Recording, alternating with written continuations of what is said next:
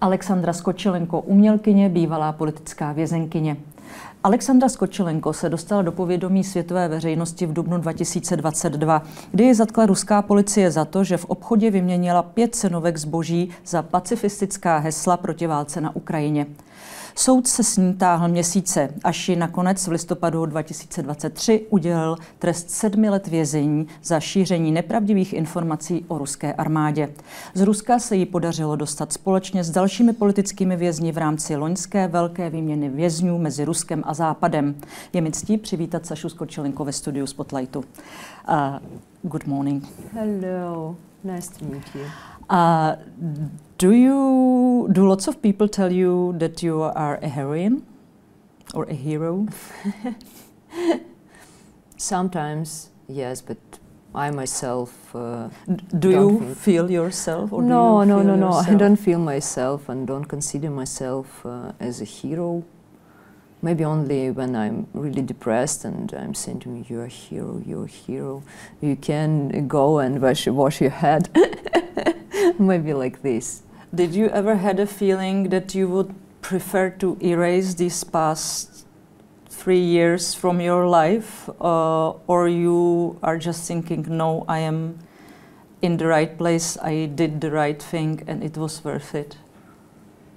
It totally was worth it in any case, from any point of view. No, was like a journey of my life, something really big that happened to me.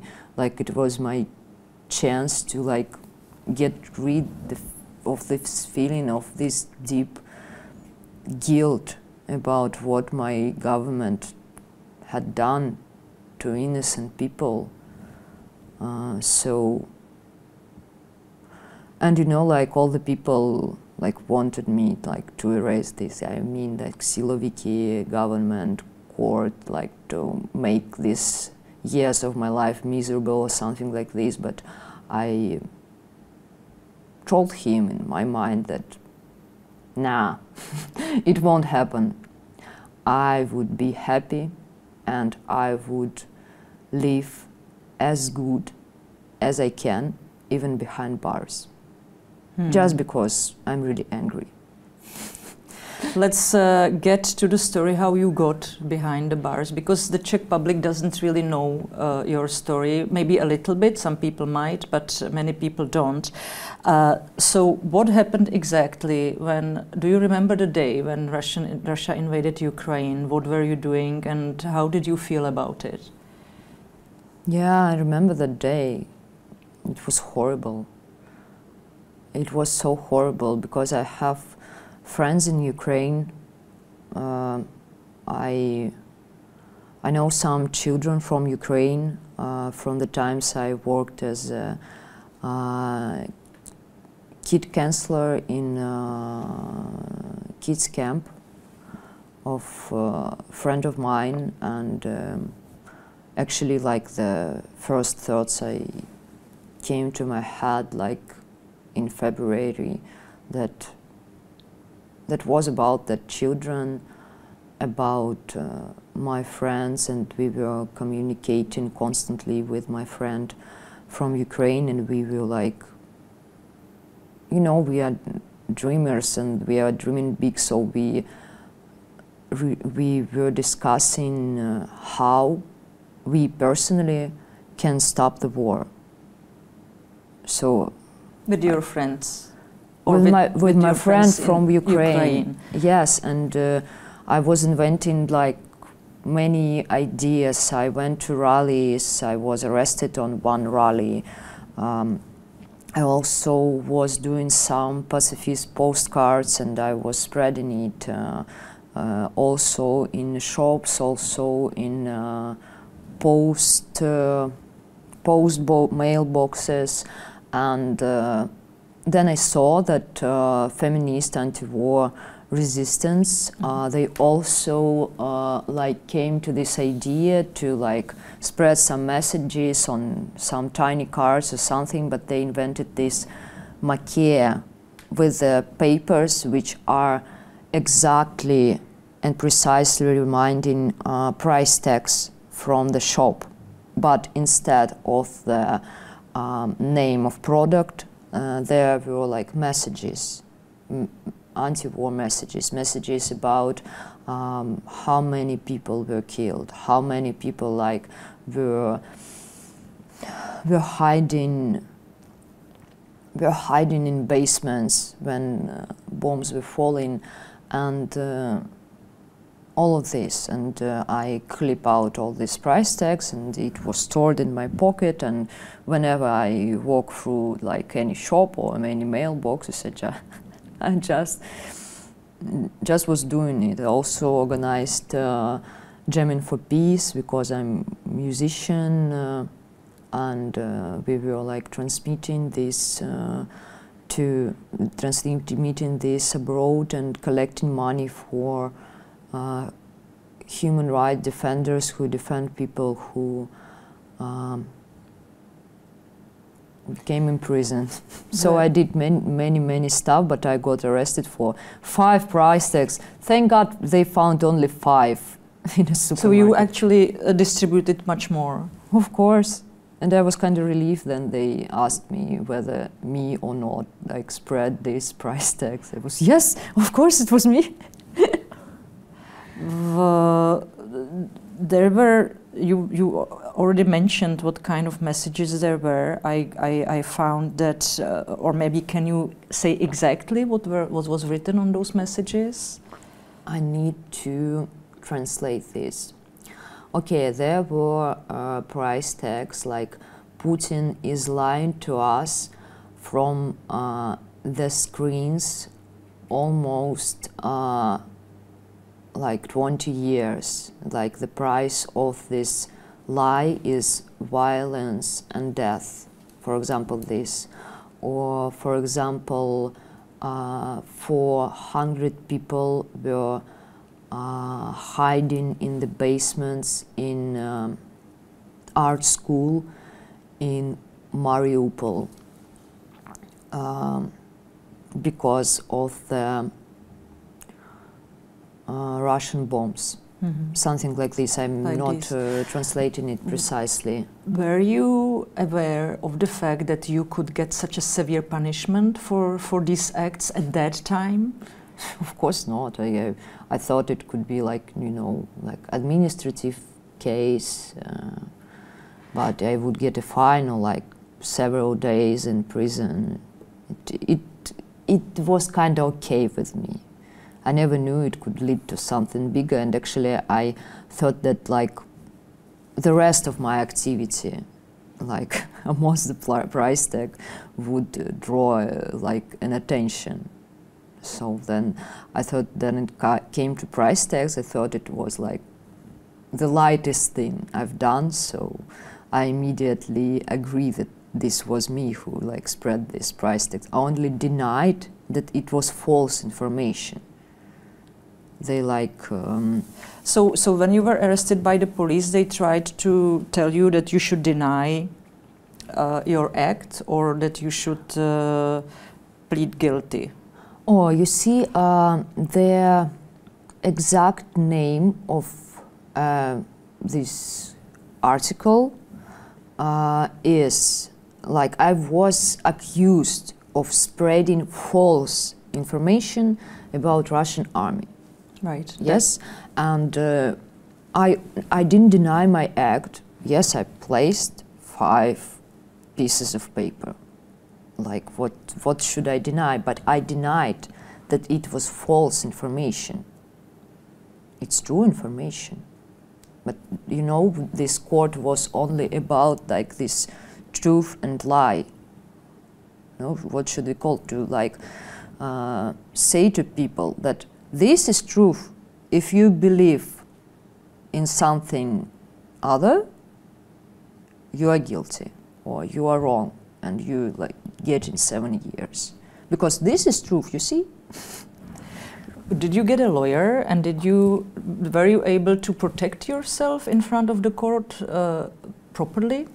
Of course, because in Russia we have like very strong human rights defenders. because they trained through all these, you know, rallies, through all these like courts and so on, and many people wanted to do this, and actually, like at the end, I got even 3 lawyers. I've got like a huge team, but they. At that time, that was 2022, let's say. No. Of course, I didn't have like a lawyer of myself before an arrest, but we have like so many human rights defenders or civilian lawyers, we call it, in Russia. Like this is like volunteers who are doing all this, and also like professional lawyers who also can do it.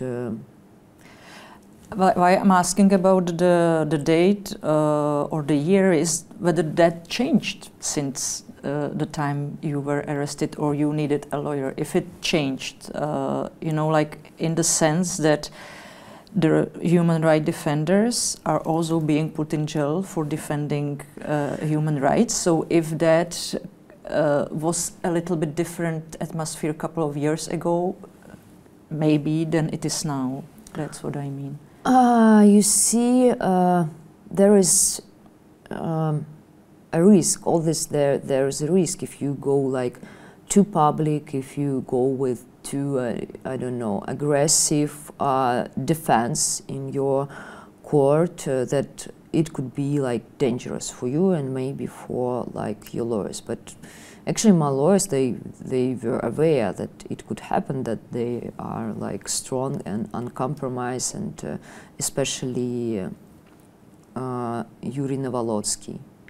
He is like 70 years old, and he was defending people in Soviet Union, and he decided to be a lawyer. Then he first found out that his grandparent was repressed.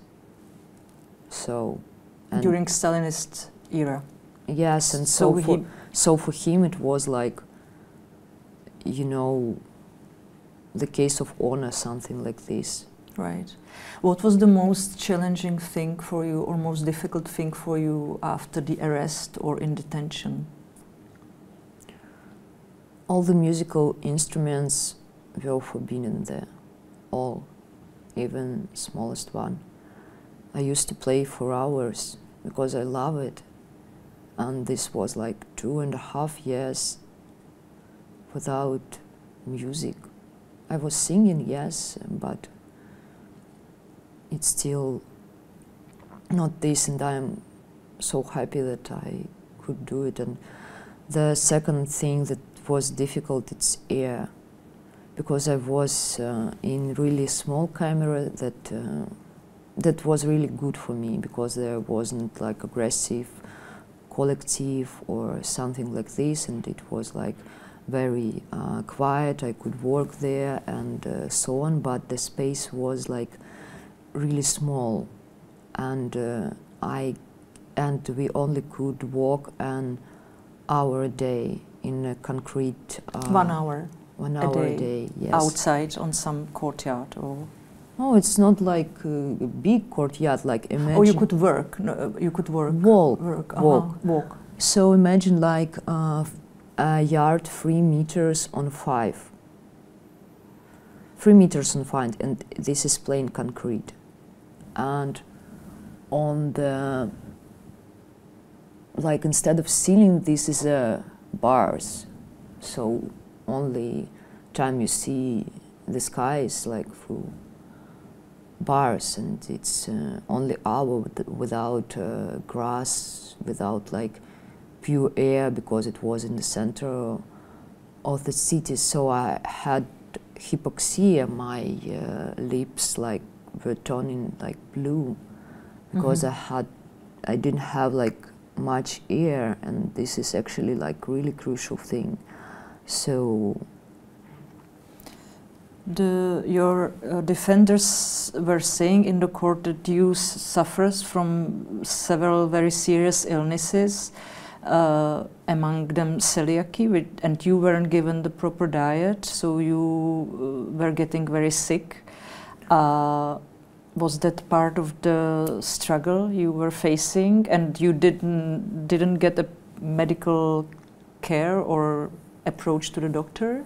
Yeah, see, the thing with celiac is when you go with strict diet and you like don't eat bread or something you shouldn't eat, like everything is all right. Everything is okay if you stick to this diet like many years, and I don't even feel it. But if you would eat something you shouldn't, like it is crucial because because it is coping. You never knew like when it could lead to like really big risks when you eating this. Then maybe you wouldn't feel it right away, but this is like just destroying my belly. So and so every time when they didn't have this diet, they didn't even have a diet for diabetics. Yeah, you see, okay. So there was like literally nothing I could eat, but people were like struggling for me, and I could get like gluten-free meal like in the packages, but also like it leads to other problems with digestion, and because I was taking too much painkillers because I had like really severe pain because of my teeth, like these like big teeth, like they did an operation. And I was in Lefort where I had like a month full of stitches. It was so painful. And other stuff, like many stuff was happening to me. I got migraines in jail, so in this then you take in painkillers like. So it was the combination of physical pain and the stress, maybe? I